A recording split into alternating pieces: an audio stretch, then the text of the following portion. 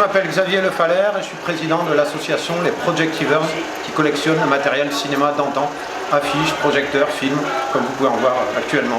Le principe, c'est que les gens nous aident à acquérir une collection de Scopitone aux États-Unis parce que on n'avait plus de budget cette année, on a pas mal d'événements qui ont été annulés et l'idée c'est que les gens nous aident avec quelques euros ou un peu plus s'ils ont un budget pour nous aider à acquérir une belle collection et également à acheter un peu de matériel pour des projections, écrans et projecteurs puisqu'on a atteint les 100% du crowdfunding actuellement mais que la collecte continue encore pendant 34 jours donc on peut dépasser évidemment le projet qu'on s'était fixé au départ.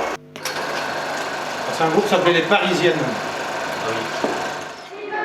Dani Saval, c'était une des Parisiennes. Ouais. C'est celle qui est à gauche. Les couleurs, les mecs qui sont derrière.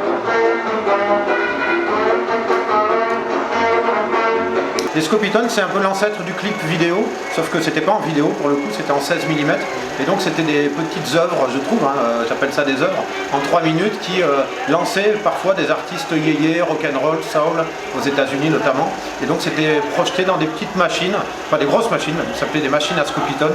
Et donc nous on récupère ces films pour ensuite les projeter sur des écrans avec un projecteur 16 mm.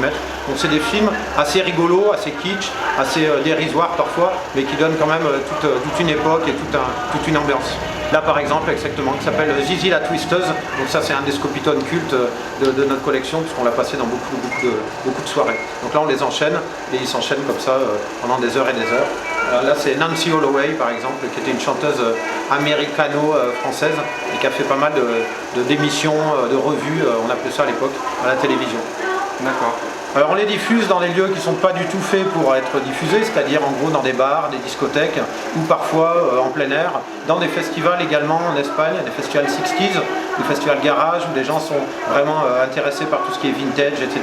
Et puis parfois aussi dans des salons du vintage ou dans des lieux où on n'a pas l'habitude forcément de voir ce genre d'images. Donc c'est des films qu'on peut diffuser partout, à Pau notamment, au château de Pau, on avait fait une très belle projection dans la cour du château pour les journées du patrimoine, parce que c'est du patrimoine français, ça fait partie de l'histoire de l'industrie musicale française et c'est une invention qui était italienne, aussi française, qui est partie ensuite aux États-Unis, mais il y a une grande histoire du Scopitone en France.